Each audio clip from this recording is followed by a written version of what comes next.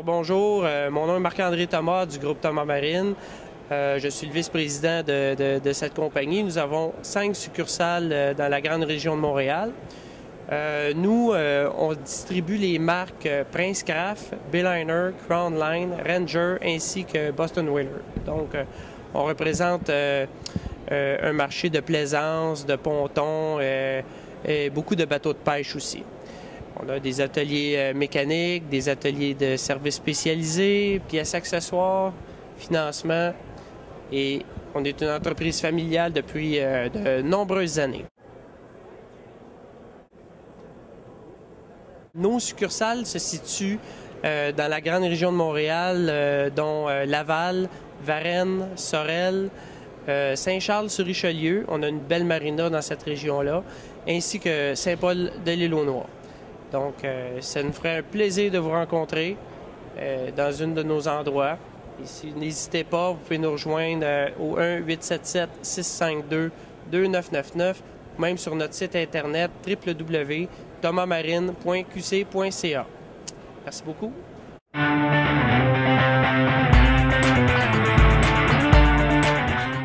Bon, on m'a demandé de parler de la Fédération de voile du Québec.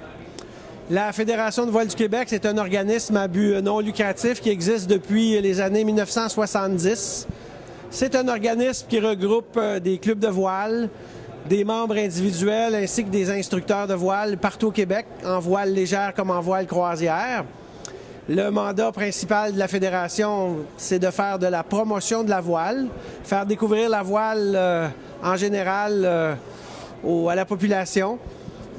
Nous sommes aussi les formateurs, c'est-à-dire que nous formons des instructeurs de voile, soit en voile légère sur petits dériveurs ou en voile croisière sur des bateaux habitables.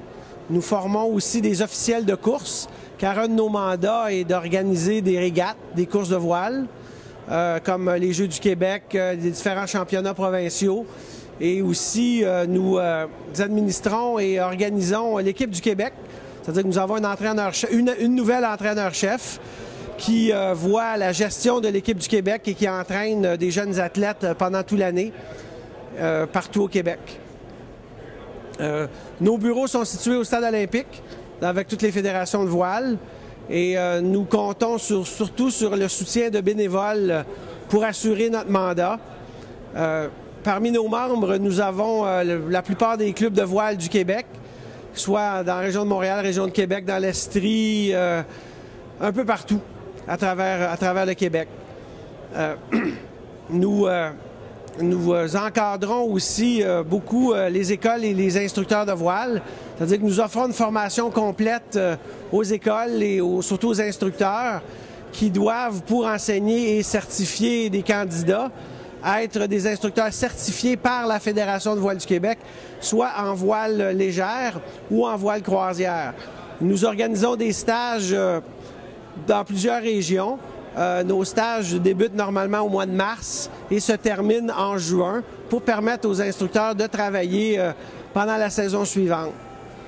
Nous homologuons aussi les écoles de voile, c'est-à-dire que les écoles de voile au Québec doivent rencontrer certains critères pour faire partie du réseau des écoles homologuées, c'est-à-dire des critères au niveau de l'équipement de sécurité, au niveau d'avoir des équipements conformes et sécuritaires. Aussi, les instructeurs doivent avoir suivi des stages et être à jour dans leur certification, que ce soit en voile légère comme en voile croisière, parce que nous couvrons les deux domaines. Maintenant, nous avons aussi une multitude de clubs qui sont membres, c'est-à-dire ce sont des clubs de voile répartis encore là partout dans la province de Québec et qui deviennent nos membres institutionnels, c'est-à-dire que ce sont eux qui regroupent leurs membres et qui deviennent membres au sein de la Fédération de voile du Québec. C'est à peu près le mandat ou ce que nous couvrons à travers la province. Merci beaucoup.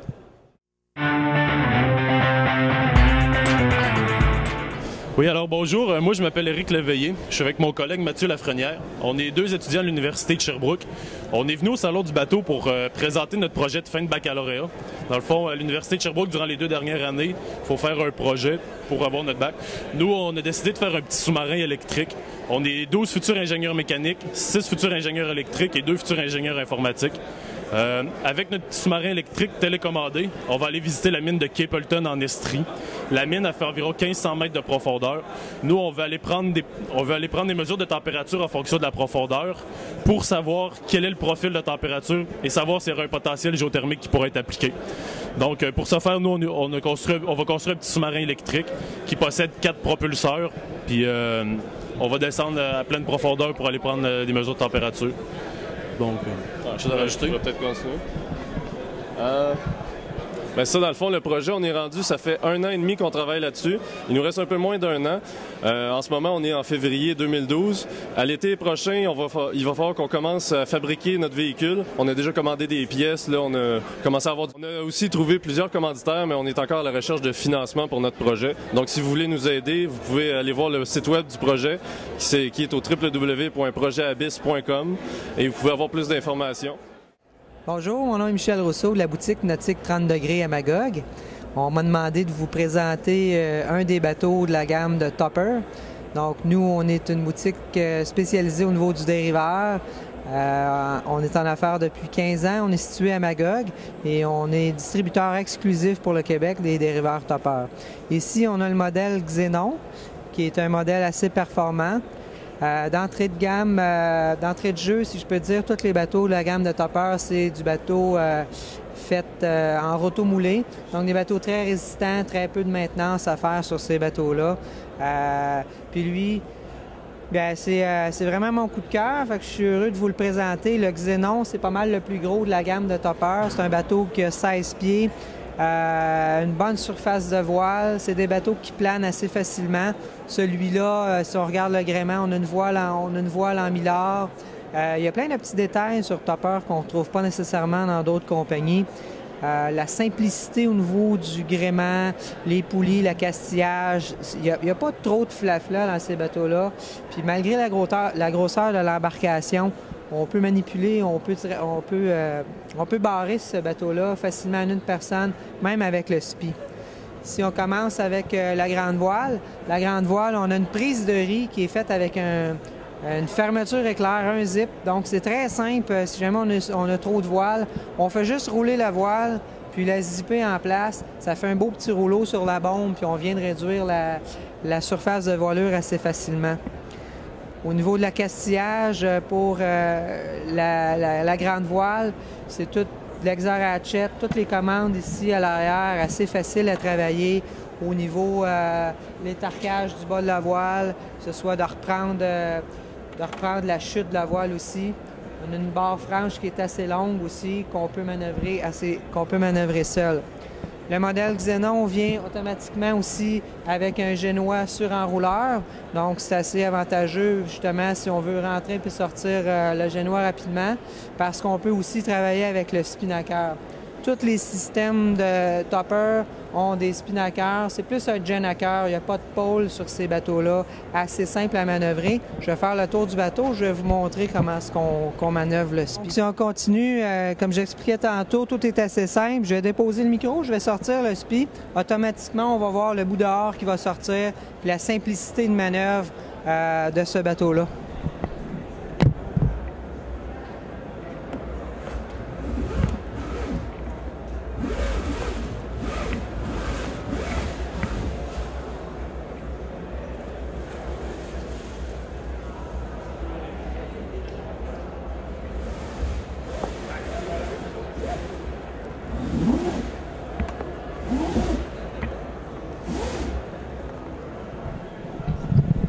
Donc c'est ça, c'est vraiment intéressant comme feature au niveau de ces bateaux-là. Puis même si on va dans les autres, les plus petits, que ce soit le Vibe ou le Uno, on a tous les mêmes systèmes de SPI.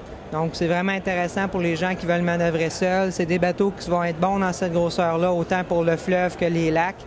Donc nous, on a fait l'introduction de ce bateau-là l'an passé, selon du bateau de 2011. On était les premiers à l'avoir en Amérique du Nord. Puis étant donné le succès qu'on a eu avec cette embarcation-là, l'Ontario a décidé de suivre le pas. Donc c'est vraiment intéressant de voir que l'initiative vient de chez nous.